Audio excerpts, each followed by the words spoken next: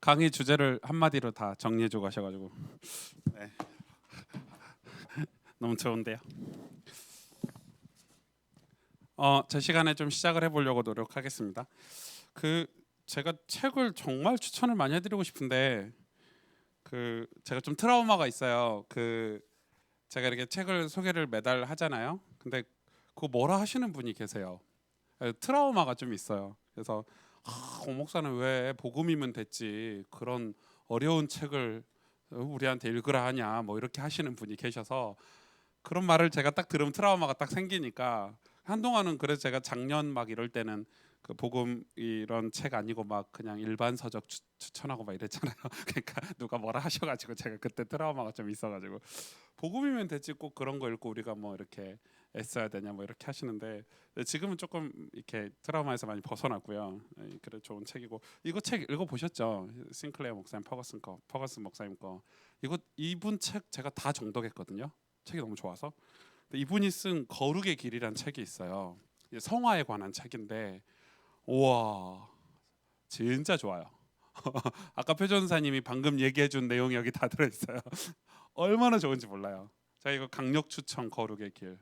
여러분 이게 싱클레어 퍼거슨 목사님 책을 거의 다 읽으면 좋은데 이제 제가 여러분 좀 추천을 몇 권만 하면 근데 이분 책이 제가 그때도 얘기한 것처럼 이 번역이 어려워서 이 번역을 조금 쉽게 하면 좋은데 이제 외국 사람들 책을 이렇게 번역하기가 쉽지가 않잖아요. 그리고 제가 진짜 좋아하는 목사님 중에 한 분인데 저는 이분 수업을 제 친구 목사 영성 목사 때문에 학교 가서 들었는데 영어로 해서 하나도 은혜가 안 됐고 그 마이클 호튼 목사님이라고 있어요. 지금 그 캘리포니아의 그 웨스트민스터에서 교수하고 계신데 이 창조 타락 구속 그러니까 구원론에 관한 어떤 기본 교리를 이 은혜의 복음은 무엇인가라는 책이에요. 이거 정말 정독 제가 이번에 이걸 강의할까 이런 생각을 했었거든요. 제가 소화해서 강의하기가 어려워서 능력이 안 돼서 그냥 책으로 읽어라 이렇게 해주고 싶은 책인데 이거는 여러분 이 바이블 스쿨에 오시는 우리 학생들이니까 예, 이 소장용으로 다 사시길 바랍니다. 은혜의 복음은 무엇인가? 여러분 은혜의 복음 우리 늘 복음 듣잖아요. 우리가 늘 듣는 복음을 성경에서 이 교리적으로 어떻게 설명하고 있는지를 정확하고 제가 볼 때는 그냥 수학의 정석 같은 책입니다. 그러니까 책이 근데 이분이 원래 신학 교수님인데 책을 쉽게 쓰려고 굉장히 노력했어요. 평신도들이 읽을 수 있도록. 그럼에도 우리는 어렵죠. 왜냐하면 우리는 이런 그 성경을 성경을 가지고 쓴 이런 교리책을 굉장히 어려워라 하는데 사실 어려워라 하는 게 문제인 거예요. 이해가 되실지 모르겠는데 우리는 사실 어려워라 하면 안 돼요. 당연시 여겨야 되고 가까워야 되는데 저는 그게 조금 우리한테 문제인 거. 그게 마치 이런 거죠. 목사는 복음이면 됐지 왜 그런 책을 우리 보고 읽으라 하냐 이런 지금 그 말을 제가 애들러서 표현하는 거야. 자꾸 그러면 우리가 이 입만 복음이 될 수 있어요. 삶이 복음이 안 되고 지금 우리가 그럴 수 있어요. 미나야, 예, 제가 강의 중인데 미나는 한번 미나 왔어요. 박수 한번 고생했어요. 박수 한번 쳐주세요 우리 권사님. 네, 그리고 와도 돼요 그렇게? 권사님 셋째라고 그냥 막 키우시는 거 아니에요? 네, 아무튼 은혜의 복음이란 책 제가 오늘 이 세 권을 추천을 해드리는데 이 두 권 이거는 이제 이번 달 추천 도서니까 두 권을 추천해드리는데 방학 때 그 바이블 스쿨 끝날 때까지 두 권 한번 정독 한번 해보세요. 진짜 여러분 후회 안 하실 거고 아마 저에게 고맙다고 하실 거예요. 두 권 다 정독하시면. 네, 예. 저에게 고맙다는 표현을 하세요. 초코파이 이런 거 사들고 오시면 제가 받을게요. 그러면 정독한 걸로 알고 있을게요. 예. 그리고 좀 읽으시고 그 뭐 이렇게 독후감 같은 거 써가지고 좀 성도들하고 나눠 주셔도 돼요. 카톡방 같은 데서 이런 거는 괜찮아요. 그래서 제가 두 권을 좀 추천을 해봤습니다. 사실 이 두 권 읽으면 이번 바이블 스쿨 강의 안 해도 될 정도로 아주 괜찮은 책이고요. 저도 겨우 읽었습니다. 힘들게. 요즘 바빠가지고 거의 뭐 잠을 못 잘 정도 바쁜데 겨우 책을 읽었고요. 네, 강력한 추천. 강의는 그래서 이번 강의는 교재가 없고요, 강의안이 없고 목차가 없습니다. 왜냐면은 제가 이번 그 강의를 이번 바이블 스쿨은 여러분의 삶과 그리고 우리 교회 시간표 이런 것들을 조금 고민을 하면서 강의안을 지금 준비를 하려고 하다 보니까 이런 내용을 그대로 전달하면 좀 괴리감이 느끼겠다, 좀 안 맞겠다. 그래서 좀 편안하게 여러분하고 대화도 하고, 또 제가 우리가 지금 좀 필요한 부분이 어떤 부분인지를 조금 다루기 위해서 제가 강의안이나 어떤 목차 이런 걸 두지 않고 좀 편안하게 여러분하고 제가 준비한 내용들을 좀 나누려고 하는 거고요. 좀 솔직하게 우리가 우리의 모습들을 좀 오픈하고 좀 인도받을 수 있도록 그렇게 하겠습니다.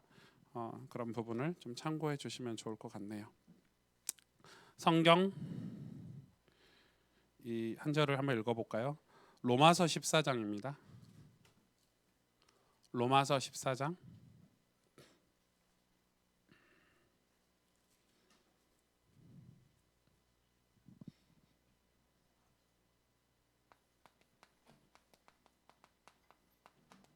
로마서 14장 7절에서 9절.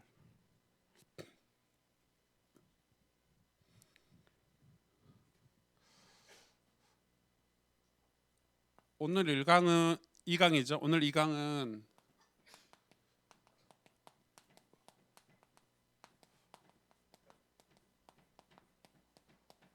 좀 길죠, 제목이. 예, 그리스도인이 된다는 것의 의미에 관해서 조금 첫 강의를 좀 열어보려고 합니다. 같이 읽어볼까요? 7절부터 9절까지 시작. 우리 중에 누구든지 자기를 위하여 사는 자가 없고 자기를 위하여 죽는 자도 없도다. 우리가 살아도 주를 위하여 살고 죽어도 주를 위하여 죽나니 그러므로 사나 죽으나 우리가 주의 것이로다. 이를 위하여 그리스도께서 죽었다가 다시 살아나셨으니 곧 죽은 자와 산 자의 주가 되려 하심이라. 아멘. 네. 뭐그 이게 이제 저와 여러분의 그리스도인의 진정한 이제 고백이 되면 되게 좋겠죠. 정말 멋진 고백이라고 생각합니다. 이 고백은 정말 우리 인생을 통해서 이 고백이 정말 진심으로 우리 가슴에서 이렇게 나와가지고 고백이 된다면 엄청난 축복이지 않을까. 우리가 살아도 주를 위해 살고 죽어도 주를 위해 죽나니 이렇게 되면 진짜 축복이죠. 이게 어떤 고백의 이 근간은 어떤 뭐가 이렇게 이해가 된 거죠? 하나님이 정말 내 인생의 주인이 된 거죠. 구약의 표현으로는 하나님이 내 인생의 왕이 된 거예요. 구약은 주인이라는 그것보다 왕족 사회였기 때문에 왕이라는 표현으로 하나님 우리를 다스려서 표현을 하고 계는데, 성경은 하나님이 우리 인생의 왕이 되고 우리 인생의 주인이 될 때 이런 고백을 할 수 있죠. 우리가 살아도 주를 위해서 살고 죽어도 주를 위해서 죽나니 그래서 사나 죽으나 우리가 주의 것이다. 이거 주의 것이다는 소속까지 이야기하는 거죠. 우리의 소속까지. 우리가 하나님의 것이다. 주님의 것이다. 그러면 끝나는 거죠. 그런 부분을 조금 설명을 한번 해보려고 하는 건데, 오늘 조금 시간이 굉장히 짧기 때문에 우리가 사실 여기 계신 분들은 다 예수님을 믿고 복음을 아는 분들인데, 우리가 사실 그 주일날 이제 설교를 듣고 강해 설교를 이제 저희 교회 같은 강해 설교를 쭉 하고 듣고 계시는데, 어제도 어떤 분이 이제 금요일 끝나고 이제 이렇게 상담하고 이제 저희 교회를 설교를 계속 듣는 분이 금요일 이렇게 오시는 분이 오셨는데, 그분 하시는 얘기가 그런 얘기를 하시더라고요. 사실 우리가 성경을 지금 말씀을 이렇게 듣고 보고 있는데, 그 말씀이 사실 우리 삶에 이렇게 우리 마음과 영혼을 이렇게 치유하고 적용이 돼서 내재가 돼가지고 변화된다는 것은 진짜 하나님의 은혜나 어떤 성령의 도우심이 반드시 필요하거든요. 근데 이제 그런 게 없이 그냥 말씀 자체가 설교 자체가 어떤 개념으로 이렇게 듣기 시작하면요, 더 이상 이제 거기에는 희망은 사실 없어요. 우리가 자꾸 속는 거는 사람의 어떤 인격이나 인품이나 어떤 사람의 친절에 속거든요. 근데 사실은 그게 제가 좀 오해가 될 수 있지만, 우리가 예수 믿어서 그렇게 변화될 수도 있지만 그게 복음은 아니에요. 여러분, 그게 복음은 아니에요. 그러니까 복음은 하나님 말씀은 우리가 예수님을 믿고 구원받는다는 것은 철저하게 우리가 살아계신 하나님과 나와의 어떤 관계성에서 기인하기 때문에, 그런 걸 놓쳐버리면 자칫 잘못하면 우리가 곁길로 갈 수 있단 말이에요. 아까 표전사님이 이 그 책의 묵상을 좀 나눴는데 마치 그런 거예요. 우리가 막 평안하잖아요. 평안한데 이게 이 평안이 어디서 오냐는 거예요. 우리가 되게 기분이 좋잖아요. 이 기분 좋은 게 어디서 오냐는 거죠. 우리가 막 응답을 받아요. 막 뭐 직장도 잘 풀리고 돈도 벌고 뭐 학교 공부도 잘 되고 그게 어디서 오냐는 거예요. 그러니까 우리가 그런 부분을 굉장히 많이 놓칠 수 있는 거죠. 그래서 오늘 이번 바이블 스쿨을 하면서는 우리가 구원에 관해서 조금 다룰 건데 이 구원이 전부 제가 구원을 다뤘으면 신학적으로 구원론을 다룰 텐데 제가 구원론은 그냥 책으로 제가 여러분한테 설명을 하는 거고 승리하는 신앙생활에 대해서 좀 얘기를 하고 싶은 거예요. 사실 본질은 우리가 신앙생활을 승리를 해야 되는데 승리가 안 되는 거예요. 왜냐하면 승리하고 싶은데 내 안에 여러분 내 안에 어떤 지점에 죄가 그대로 있는 거죠. 이거를 벗어나질 못해요. 보질 못해요. 근데 이거는 다른 걸로 다른 게 다 좋아요. 뭐 인격도 훌륭하고 사회적 지위도 괜찮고 뭐 착하고 뭐 말도 잘하고 예쁘고 뭐 친절하고 뭐 이런 게 다 있을 수 있잖아요. 근데 이상하죠. 신앙생활의 승리는 안 되는 거예요. 그게 왜죠? 내 어떤 부분에 죄가 그대로 존속해 있는 거예요. 이걸 시편 기자들이 이걸 또 다윗 같은 어떤 이 믿음의 사람이 이 부분을 계속해서 얘기하고 있잖아요. 그래서 신학 용어 중에 이런 용어가 있어요, 여러분. 의로운 죄인이다. 의로운 죄인이라는 용어가 있는데 이게 종교개혁 마르틴 루터를 통해서 종교개혁할 때 마르틴 루터가 이렇게 얘기했어요. 여러분 잘 들어보세요. 마르틴 루터가 이렇게 얘기를 했거든요. 우리가 의롭다고 인정받는 동시에 죄가 있는 상태. 그래서 그걸 어떻게 비유를 했냐면 루터가 우리가 건강 유지 이전에 먼저 병을 치유받는 게 중요하지 않냐. 그래서 복음을 듣고 병을 치유받지만 건강을 유지해야 된다. 그 건강을 유지하기 위해서 그 병과 늘 나를 병으로 몰았던 그 원인과 늘 싸워야 되는 거 아니냐. 뭐 이런 표현을 했죠. 그래서 중세교회 시대 때는 어떻게 하면 더 바르고 선량한 인간이 될 수 있을까가 이 신학의 주제였다면 종교개혁으로 넘어와서는 완전 바뀌었죠. 악인인 내가 어떻게 거룩하고 의로운 하나님께 용납받을 수 있을까? 여러분 개념이 완전 달라요. 그래서 우리가 이 율법과 종교 그러니까 이 종교와 복음을 구분할 수 있는 능력이 없으면요. 사실 신앙생활이 굉장히 어려워요. 교회는 다닐 수 있고 직분을 받을 수 있는데 신앙생활은 어렵다 이 말이에요. 그러니까 여러분 장로도 될 수 있고 권사도 될 수 있고 목사도 될 수 있는데 신앙생활은 어려워요. 그래서 신앙생활 20년 30년 했는데 아직 구원의 기쁨이 없는 사람들, 구원의 감사가 없는 사람들, 내 재산이 늘어나면 기쁘고 뭐 재산이 줄어들면 뭐 힘들고 이런 수준의 신앙생활을 계속 하는 거예요. 왜 그러죠? 아직 예수 그리스도가 내 인생의 주인이 되지 않은 거죠. 아직 예수님이 내 인생의 전인격적으로 나의 왕으로 계시지 않는 거죠. 그런데 그 원인이 뭐냐면 여전히 우리 속에 죄가 잔존하고 있다는 거예요. 이 죄가. 이건 굉장히 좀 중요한 내용인데 여러분이 좀 이걸 이해를 하셔야 되는 거예요. 그래서 여러분 그러면 목사님 이거를 우리가 노력으로 없애야 되는 건지 죄를 어떻게 해야 되는 건지 이제 그걸 좀 공부를 해보려고 하고 이 죄에 대해서 좀 많이 다룰 거고 우리 뭐 이런 거잖아요. 우리 옛날에 예수님 영접했으니까 표전쌤이 얘기한 것처럼 우리 예수님 영접했으니까 이제 죄하고 나하고 상관없어 뭐 이런 거죠. 그러니까 그냥 막 사는 거죠. 막 살든지 아니면 막 열심히 살든지 뭐 이런 아주 이상한 그 신앙생활을 할 때가 되게 많은 것 같아요. 그래서 오늘 제가 서론에 이걸 좀 다뤘는데 여러분 어떠세요? 여러분 죄 안 짓고 사세요? 저는 이 죄가 뭔지 여러분 아시죠? 죄에 대해서 조금 이따 얘기할 건데 죄는 자기 중심적인 삶이죠.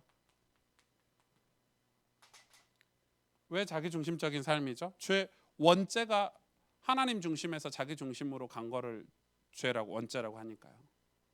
그죠? 뭐 신학자들이 이제 미국 신학자들이 말장난해요.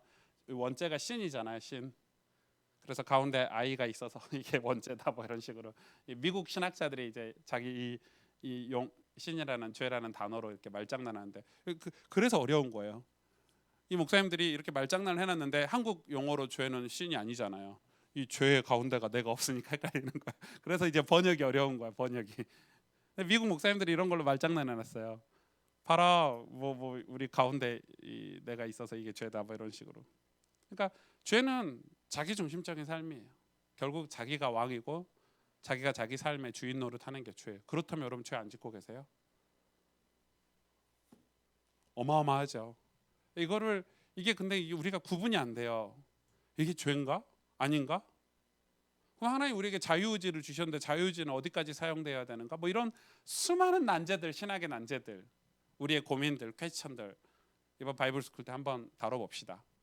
제가 질의문답하는 시간도 좀 갖고 또 이런 부분들을 좀 점검도 해보고 그래서 오늘은 제가 약간 서론격으로 이 그리스도인이 된다는 것의 어떤 의미 그리고 그리스도인이 된다는 것의 어떤 이 그리스도인으로 살아야 되는 삶의 고백들 이런 걸 좀 다룰 거고 다음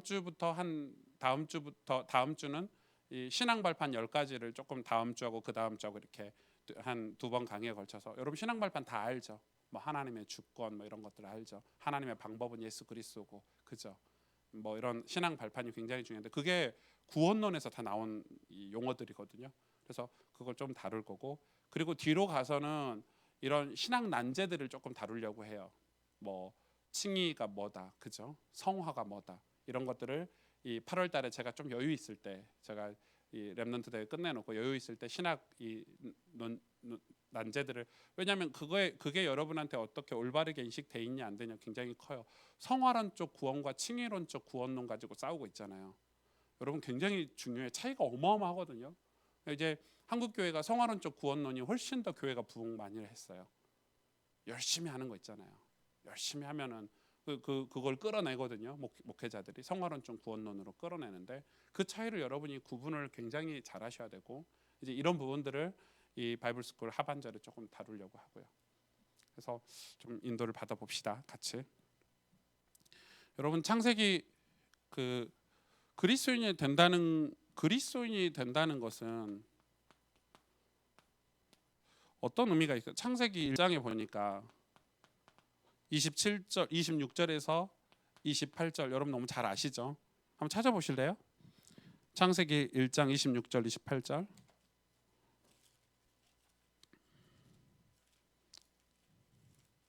성경을 많이 찾아보시면 좋아요.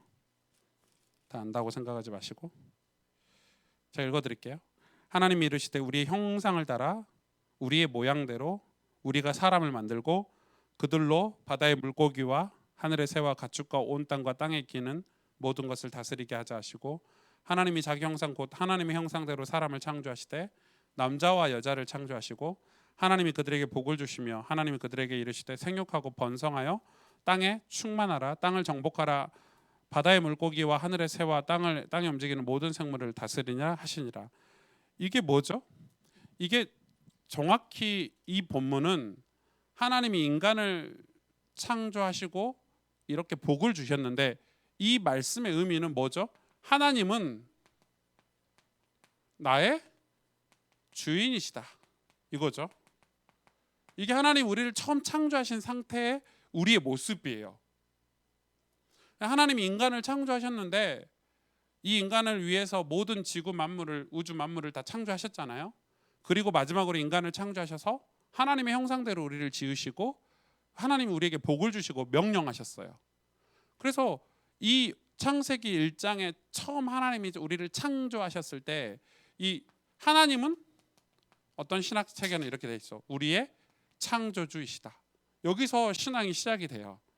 그래서 신앙의 시작은 하나님이 누구시냐를 아는 것부터 신앙이 시작이 돼요. 근데 대부분 우리 한국 교회 성도들은 하나님에 대해서 별로 관심이 없어요. 다 나에 대해서 관심 있는 거야. 내가 힘든데, 내가 어려운데, 우리 집이 이런데, 뭐 내 자식이 이런데 관심 가지고 신앙생활을 시작하다 보니까 신앙이 발전이 없는 거예요. 신앙이 성숙해지지 않아. 왜냐하면 창조주 하나님이 누구신지에 대해서 관심이 없어요. 그런데 신앙의 시작은 창조가 중요하죠. 그래서 제가 창세기를 지금 강의를 하고 있는 거예요. 하나님이 누구신지 좀 배우자고. 하나님이 어떤 분인지 좀 배우자고. 그래서 하나님은 나의 주인이시다. 이 고백이 신앙 그리스도인의 첫 고백이 돼야 되는 거예요. 여러분 누구 이렇게 누구하고 교제를 하기 위해서 사업을 하기 위해서 누구를 미팅하면은 그 사람이 누군지를 알아야 되겠죠. 그게 제일 중요하잖아요. 내가 중요해요? 아니죠. 내가 그리고 죄인이에요. 내가 이 죄에서 구원받는다면 구원받기 위해서 날 구원하실 그 사람이 중요하죠. 그 사람에 대해서 어떤 사람인지 알아야 되겠죠. 근데 이제 이게 안 되니까 자꾸 자기 중심적인 죄를 가지고 있기 때문에 우리가 신앙생활을 해도 항상 여기서 벗어나지 못하는 거예요. 여기서 벗어나서 하나님에 대해서 관심을 갖고 하나님이 누구신지 알아갈 때 우리 믿음이 자라는 거죠.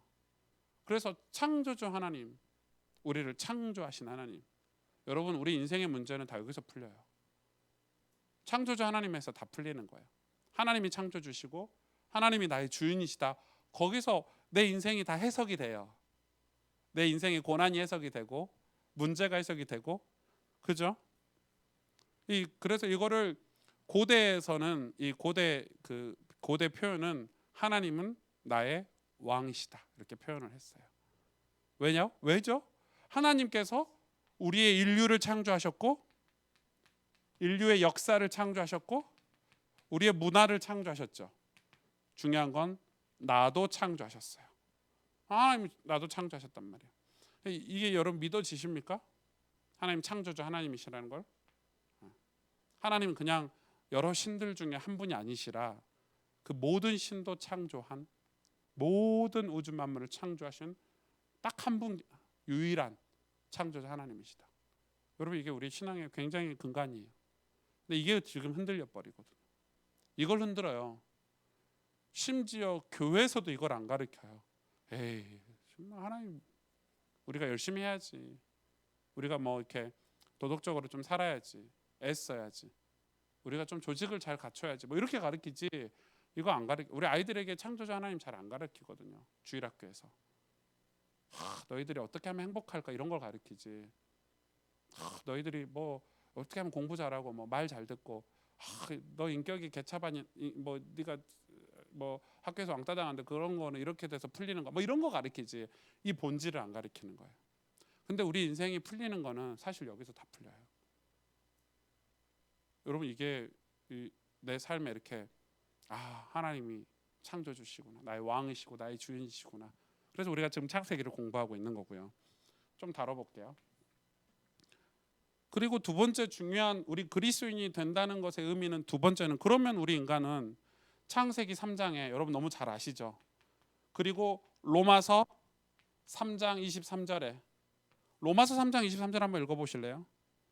로마서 창세기 3장을 이 사도 바울이 로마서에서 다시 풀었죠. 창세기 3장의 문제를 로마서 3장 23절이 한마디로 정리한 거예요. 같이 읽어봅시다. 시작. 모든 사람이 죄를 범하였음에 하나님의 영광에 이르지 못하였으니. 여기에 중요한 주제는 뭐죠? 우리는 뭐다? 죄인이다. 신앙에 굉장히 중요한 거죠. 이게 없으면 그리스도인이 될 수가 없어요.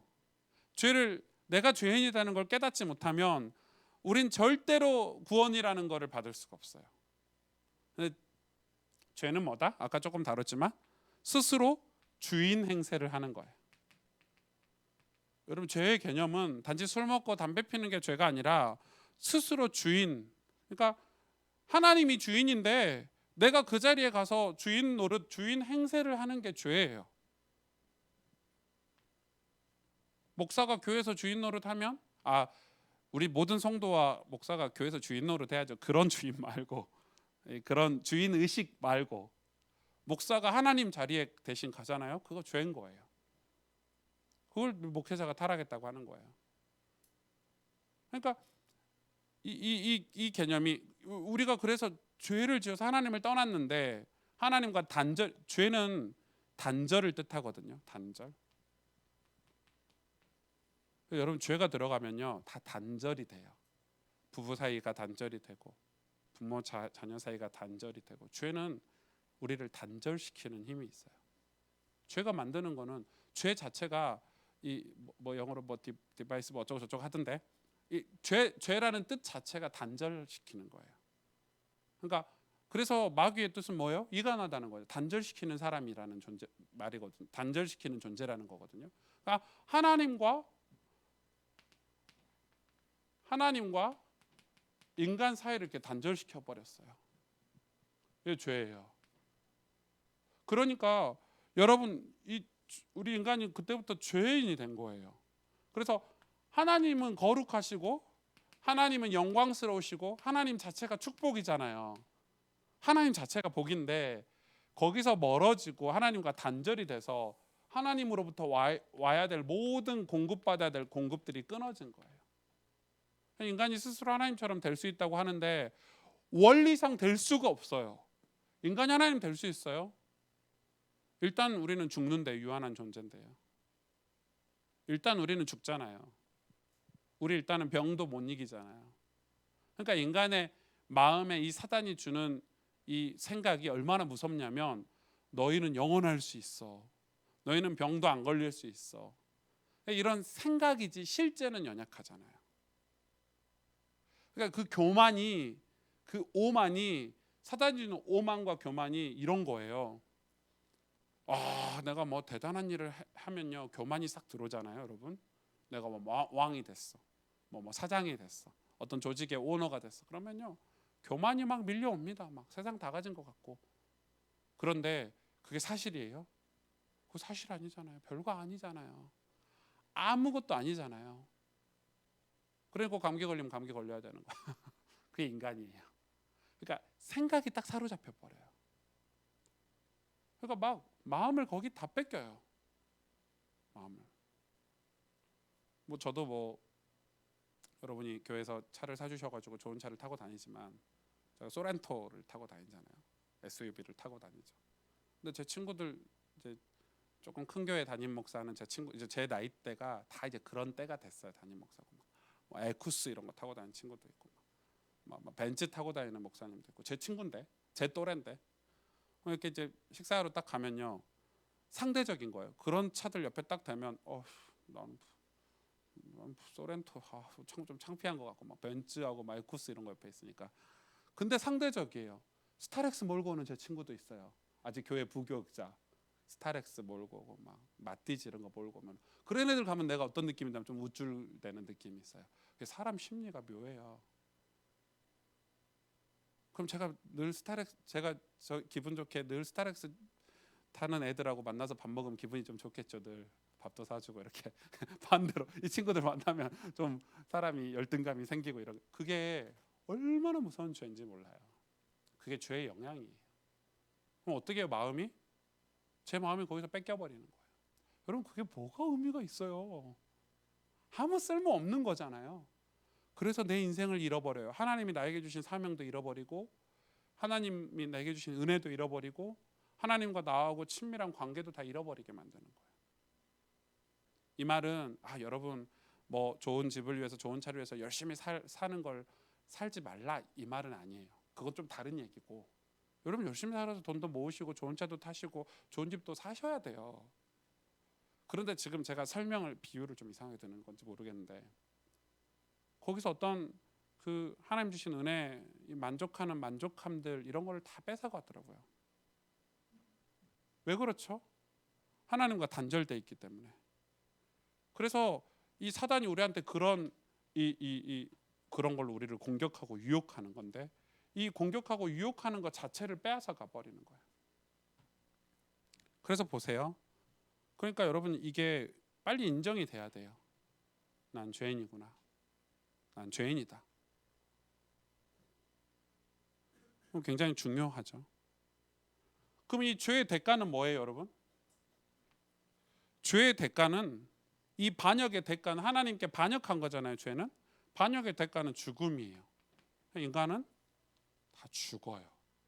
이게 종말론이죠. 인간은 다 종말이 있어요. 개인 종말. 인류는요? 인류도 종말이 있어요. 하나님이 땅끝까지 복음이 증거되면 끝이라고 약속하셨어요. 하나님이 그때를 두고 기다리고 계실 뿐이지 인류도 종말이 있어요. 종말의 징조 이런 거 다 설명해 우리 하나님께서 말씀해 주셨죠. 그래서 반역의 대가는 죽음이에요. 여러분 찾아보세요. 로마서 6장 23절 그리고 요한복음 3장 16절. 로마서 6장 23절부터 한번 찾아볼까요?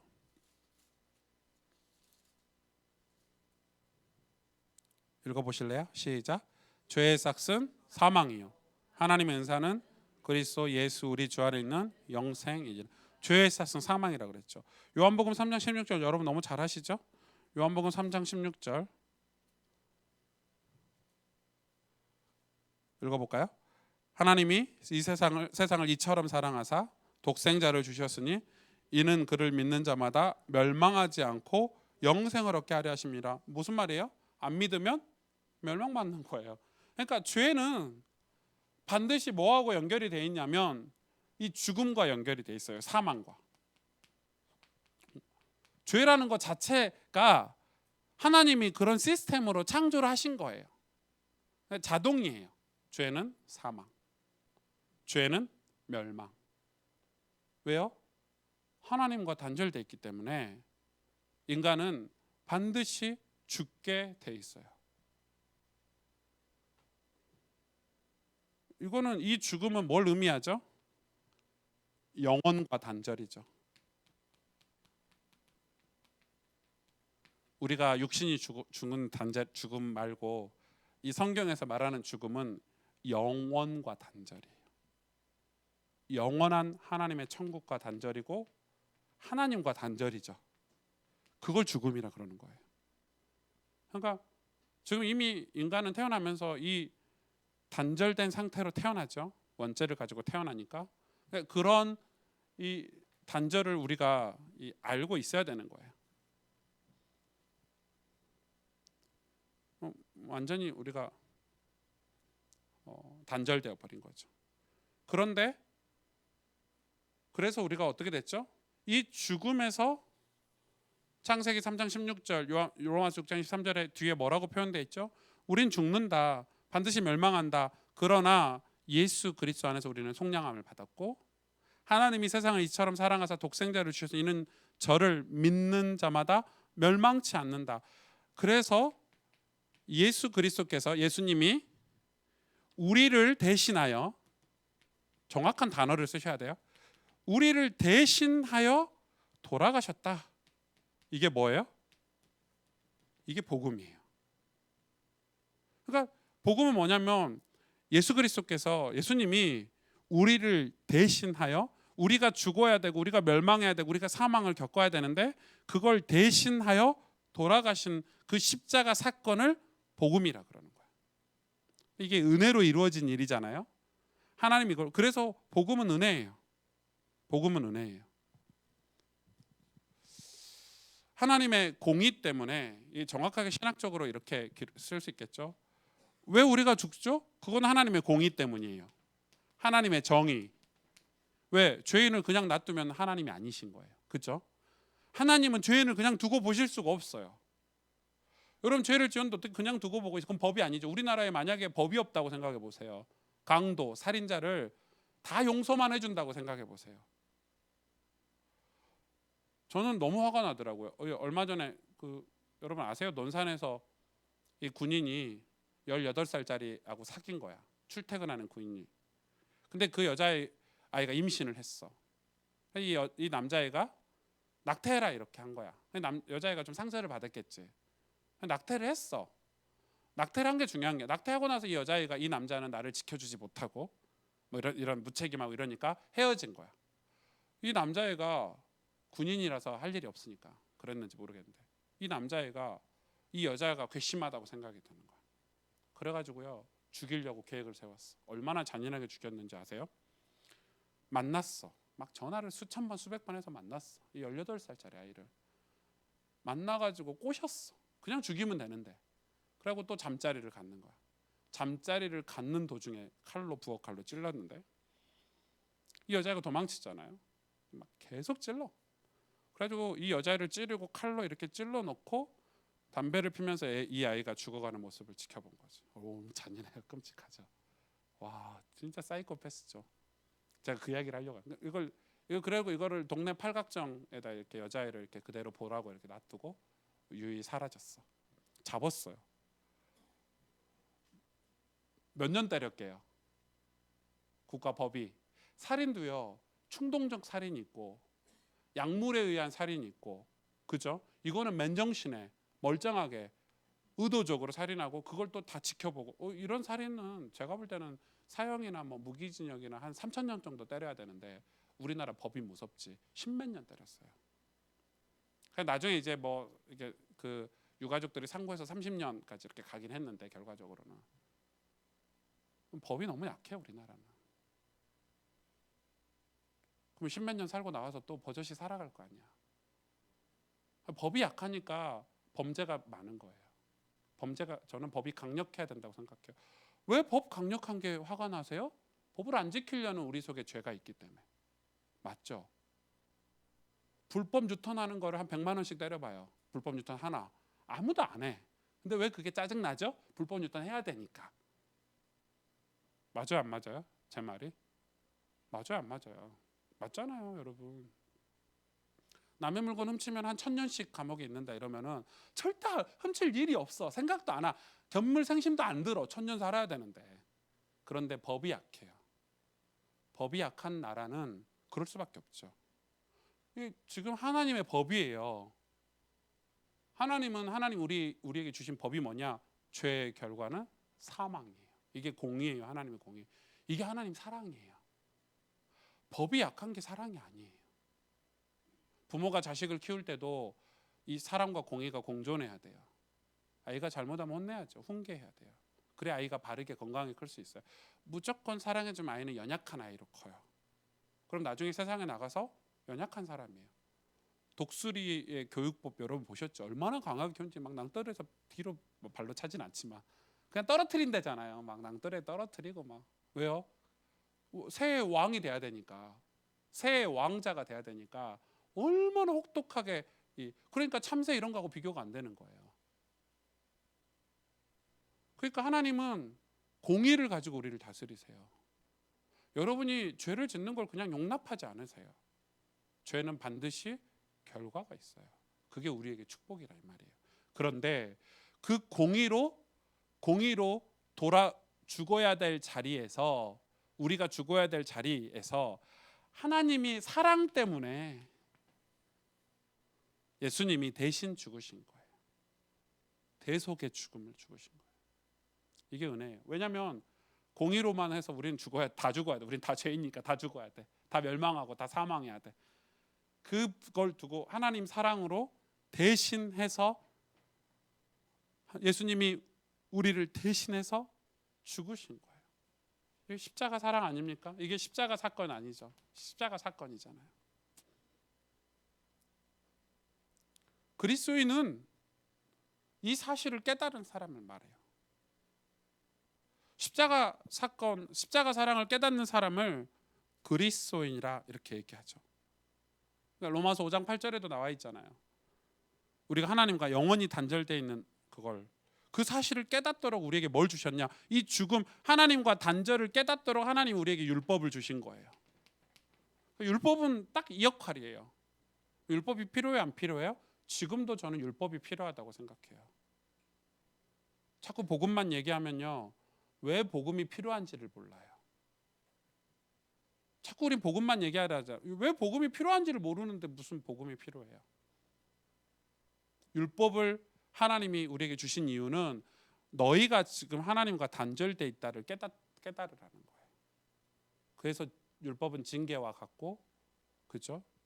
율법은 그래서 징계와 같대요. 히브리서에 너희가 참 아들인 것을 징계를 통해서 알 수 있다는 거예요. 우리가 죄인이라는 사실을 율법을 통해서 깨닫는 거예요. 우리가 죄인이구나. 지금 하나님과 상관없이 살고 있구나. 근데 이 율법이 없으니까 자꾸 어떤 식으로 신앙생활을 하게 되냐면요.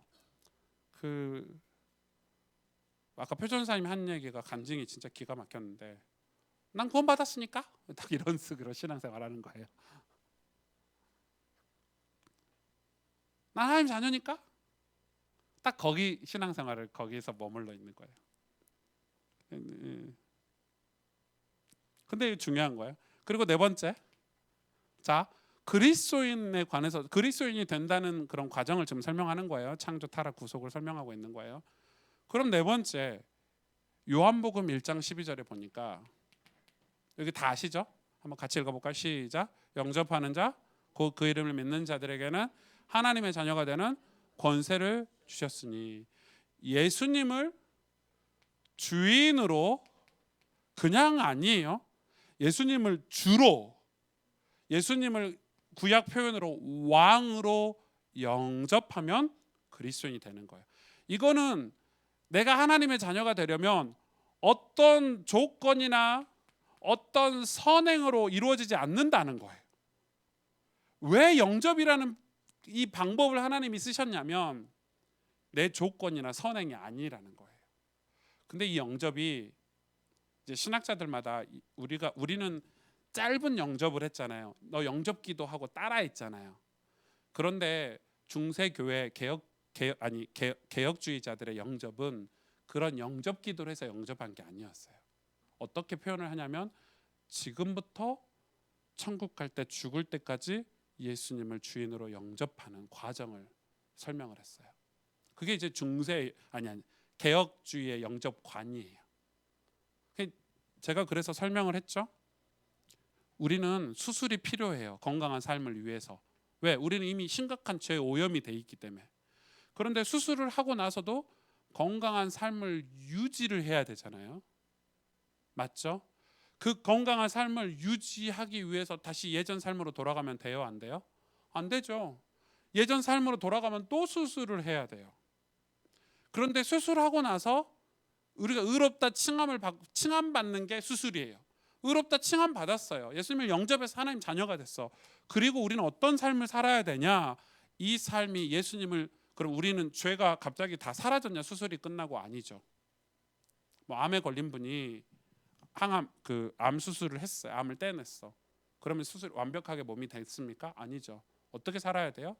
그 전에 나에게 암이라는 요소를 줬던 삶을 다 끄집어서 버려야 돼. 체질도 바꿔야 되고 식습관도 바꿔야 되고. 그게 얼마나 힘들어요? 엄청난 노력으로 새 삶을 살아야 돼. 그게 신앙생활이라 이거예요. 그런데 우리는 그걸 안 하는 거야. 지금 수술하고 끝났어. 다들 수술만 하고 이제 다시 또 라면 먹고 막 수술하고 막 다시 이제 암 걸릴 만한 삶을 다시 살아. 그럼 또 암이 재발하는 거죠. 그래서 신앙은 이 예수님을 주인으로 왕으로 영접하는 삶이 곧 신앙생활이라고 개혁주의자들은 그렇게 얘기를 하더라고요. 그래서 이런 사람들은 예수님을 주인으로 영접하면 그리스도인이 되는데, 이런 사람들의 특징은 뭐냐면 이 사람들이 하는 고백이 이제 증거가 될 수 있죠. 이분들이 하는 고백이 바로 증인인 거죠. 뭐라고 고백했냐? 그래서 제가 처음에 시작할 때 읽었던 로마서 14장 7절에서 9절 말씀. 살아도 주를 위해 살고 죽어도 주를 위해 죽나니 사나 죽으나 나는 주의 것이다. 근데 여기서 사도 바울이 나는 주의 것이다라고 쓰지 않고요. 우리는 주의 것이다라고 썼거든요. 이 우리는 로마서니까 로마 교회 전체를 지칭하고 있는 거죠. 그러니까 사실은 이 예수 그리스도, 여기서 이제 제가 뭐 이렇게 조금 더 깊이 들어가면 그리스도인 가운데 자기 자신만을 위해서 사는 사람은 그리스도인이 사실은 아니에요. 예수님을 영접한 사람은 반드시 자기 자신만을 위해서 살고 자신만을 위해서 죽는 삶에서 벗어나는 거예요. 그러니까 이게 다 어디서 오냐면 죄에서 온단 말이에요. 하나님을 떠난 죄, 자기 중심적인 삶에서 이게 나왔기 때문에 예수님을 구주로 영접한 삶은 다시 어디로 돌아가냐면 하나님 안으로, 다시 하나님 품으로 돌아가죠. 하나님 품으로 돌아가면 어떤 삶을 살죠? 다시 자기 중심성에서 매여 있지 않고 살아도 주를 위해서 살고 죽어도 주를 위해서 사는 삶의 목적이 나는 주님의 것이다, 주님께 속했다라는 아주 선명한 삶의 목적이 생기는 거예요. 그래서 삶의 모든 영역에서 나는 하나님의 것이고 주님의 것이기 때문에 나는 어떤 삶을 살아야 되냐? 하나님이 원하시고 뜻하고 계획한 삶을 산다는 거예요. 그래서 사도 바울이 사도행전 13장에 이런 고백을 하죠. 뭐라고 얘기합니까? 그 안디옥 교회가 이렇게 얘기를 하죠. 안디옥 교회가 이렇게 여러 사람이 모였어요. 안디옥 교회 선지자들하고 교사들이 이렇게 모였어요. 선교사를 파송하는데 이방 교회를 위해서 선교사를 이제 파송하고 바나바와 사울을 파송하는데 뭐라고 그 사도행전 13장에 기록되어 있냐면 우리가 하나님의 뜻을 위하여 금식하겠다 이렇게. 그래서 전 교회가 금식해요. 이유는 뭐냐면 금식이 목적이 아니에요. 하나님의 뜻을 선명하게 알기 위해서. 그래서 금식기도 하고 나서 바나바와 사울을 파송하기로 결정을 해요. 결정하고 나서 또 금식해요. 왜?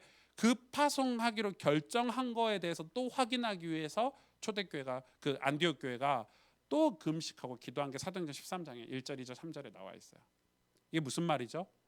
철저하게 하나님이 주인이라는 거예요. 철저하게 하나님이 뭘 원하시는지 확인하자는 거예요.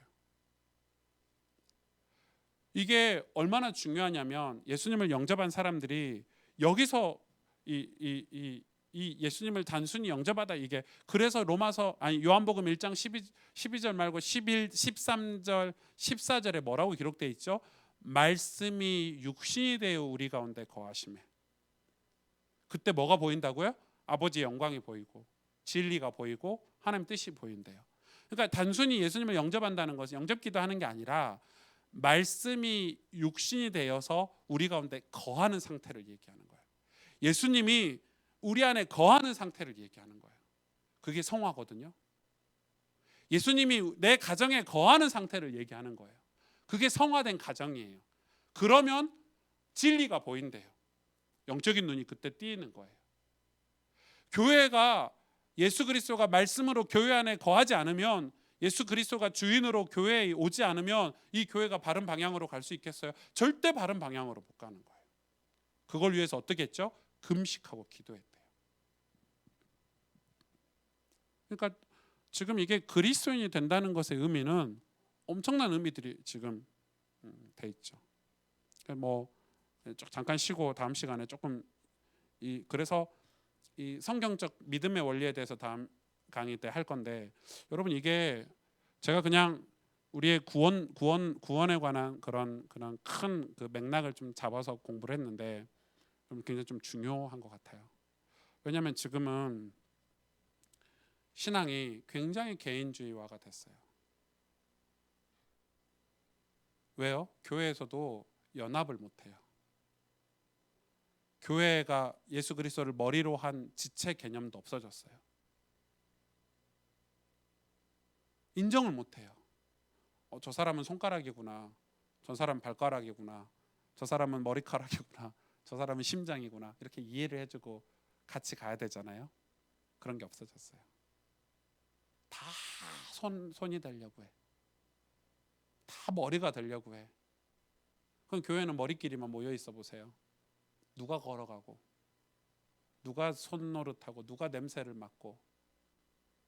그러니까 이게 안 되니까, 하나님이 주인이라는 개념이 없으니까 교회가 목회자의 그런 인격과 어떤 중직자들과 교회 리더들의 그런 리더십에 따라서 교회가 움직이고 있는 거예요. 그러면 안 되는 거죠. 교회는 그런 곳이 아니에요. 저는 이거는 확신할 수 있어요.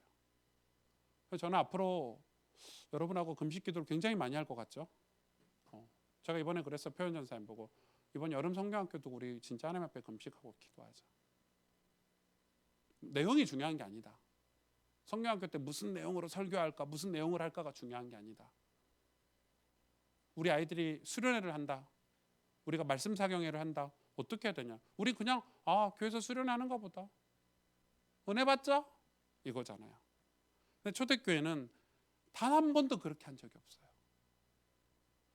지금 우리가 전도하러 어디 에베소 지역을 가는데 엄청나게 성령의 인도를 받으려고 그날 밤에 하나님 앞에 기도하고 금식한 거예요.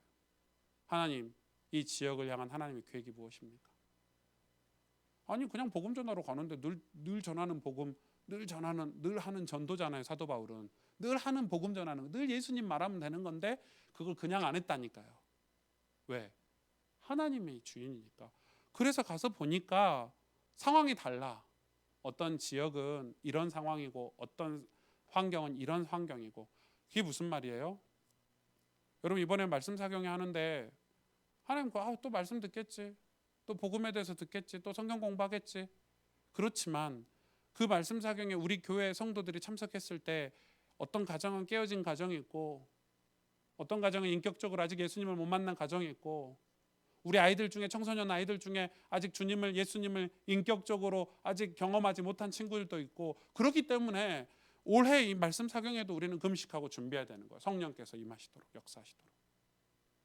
근데 우리는 그게 아니고 우리의 계산과 머리로 계획을 세우고 그림을 그려버려요. 하나님이 주인이 아니라는 거예요. 이렇게 하면 될 거다, 이런 거 있죠. 이렇게 하면 교회가 어렵다. 그럼 어떻게 해야 돼요? 교회가 경제적으로 어렵다. 그럼 기도해야 되죠. 교회가 어려운데 목사가 밥 먹고 있으면 되겠어요? 기도해야죠, 엎드려서. 그렇게 가야 되는데 계산을 해요. 이렇게 하면 될 거다. 성도들한테 이렇게 헌금을 뜯어내면 교회가 좀 잘 돌아가겠지, 뭐 이런 계산을 해요. 저는 엄청 그런 거 싫어하거든요. 왜요? 하나님이 왕이 아닌 거예요. 주인이 아닌 거예요. 제가 그냥 하는 얘기가 아니에요, 여러분. 우리의 신앙의 근간을 점검을 하고 가야 돼요. 목사님 이거 진짜 어렵네요. 그러면 하나님 주인 된 가정은 어떻게 해야 될까요? 뭘 어떻게 해요? 하나님께 늘 물어보고 하나님 원하시는 게 무엇인지 확인하고, 하나님이 주인 된 교회는 하나님이 주인이시기 때문에 하나님께 늘 질문하고 하나님 어떻게 말씀하시는지 귀담아 듣고 하나님 성령께서 도우시도록 우리가 늘 간구하고 이렇게 가야 되겠죠. 그럼 내 개인도 마찬가지예요. 하나님이 주인이라면은 완전 우리 삶이 달라져요. 어디서부터 시작하죠? 하나님이 창조주 하나님이시구나. 그러니까 지금 영적인 질병들이 많이 오잖아요. 뭐 우울증, 조울증, 뭐 이런 수많은 질병들이 찾아오는데, 사실은 하나님이 창조주라는 여기서, 그리고 내가 죄인이고 예수님이 날 위해서 죽으셨고 그 예수님을 내 주인으로 왕으로 모시면 구원받는다는 이 창조 타락 구속의 이 구원의 복음 메시지를, 은혜의 복음 메시지를 우리가 받아들인다면 내 인생은 완전 존재 자체가 달라지는 거예요. 얼마나 귀하고 값져요. 나는 우리 집이, 제가 그랬거든요. 우리 집이 너무 가난하고 너무 이상한 집이니까 뭐 이런 집에서 태어났냐 이렇게 하고, 뭐 나는 뭐 할 수도 없겠네, 이런 삶에서 이걸 알고 나니까 내가 너무 값진 거예요. 내가 복음을 가지고 있구나, 내가 하나님의 자녀구나. 완전 인생이 달라져요, 여러분. 레파토리가 완전히 달라져요. 그러니까 상관이 없는 거예요. 왜 하나님이 나를 이런 가정에 보내셨냐? 그럼 이 가정 살리라고, 어둠의 가정을 빛으로 밝히라고, 그리고 이런 가정과 같은 가정이 전 세계에 널렸으니까 그런 가정들 살리라고 하나님 나에게 이런 가정에 태어나게 하셨구나. 하나님의 주권이 완전히 인정이 되는 거죠. 근데 우리는 그런 신앙 개념 자체가 여기서 출발하지 않고 출발 자체를 어떤 사건에서 출발을 했거나 어떤 내 상처에서 출발을 했거나 어떤 어떤 사건이나 이런 데서 신앙을 출발을 하기 때문에 그 사건들이나 그 상처들이 늘 우리의 발목을 잡는 거예요. 신앙은 거기서 출발을 했더라도 여기서부터 시작을 해야 돼요. 그러니까 여러분, 이거는 제가 그냥 오늘 아주 여러분 잘 아시는 말씀을 한 번 더 다루는 건데, 예수님 믿는 게 뭐예요, 여러분? 영접기도 하는 거예요? 구원의 확신 갖는 거예요? 사람들이 그래요. 너 예수님 믿어? 구원받은 거 확신해? 예, 확신합니다. 내용은 뭐야? 모릅니다. 우리 아이들이 지금 실태예요. 확신은 하는데 내용은 없어요. 뭘 확신하는지 몰라. 그냥 확신한대. 천국 가? 예. 확신해? 예. 어떻게? 몰라요. 엄마가 그러던데요. 목사님 그러던데요. 이런 식인 거죠. 그러니까 그리스도인이 됐는데 그리스도인이 무슨 말인지를 몰라. 그러니까 내용이 하나도 없어. 내용이 그냥 교회만 다니는 거죠. 영접기도 했어. 영접했는데 영접기도가 무슨 의미인지를 몰라. 영접기도는 무서운 거예요. 나 버리고 예수님으로 사는 거야. 그게 영접기도거든요. 예수님을 인격적으로, 전인격적으로 내 삶의 주인으로 모시는 게 영접이에요. 말씀이 육신이 되어 우리 가운데 오시는 게 영접이에요. 그래서 예수님을 영접한다는 요한복음 1장 12절 말씀을 13절 14절에 설명을 하고 요한복음 끝까지 설명하고 있는 거예요. 영접이 무슨 말이다. 요한복음 15장 같은 게 영접의 아주 중요한 포인트죠. 나는 가지야, 쓸모없는 가지야. 성경에 나와 있죠. 그 줄기에 붙어있지 않는 가지는 말라 비틀어져서 어디에 태운다고요? 불에 태우는, 그 지옥 간다는 표현이잖아요. 그 쓸모없는 가지가 줄기에 딱 붙었어. 그래서 땅으로부터 오는 공급, 물 공급, 영양 공급 다 받아서 열매를 맺는 삶. 그게 영접이에요.